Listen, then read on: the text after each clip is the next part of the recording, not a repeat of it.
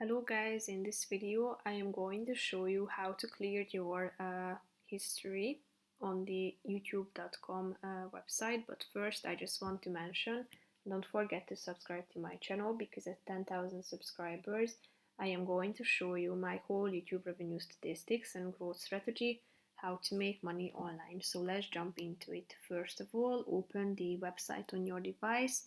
After that, you should tap on this history button that you can find in the left side column of the screen. Tap on it, and here you can find your watch history.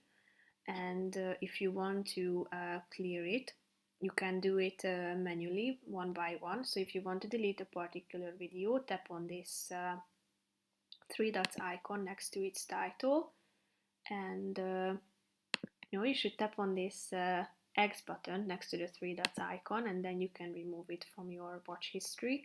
If you want to clear all videos and all watch history, tap on this clear all watch history button in the right side of the screen. Tap on clear watch history, and then everything will be removed from this section. So that's pretty much it for this video, guys. See you in the next one. Bye bye.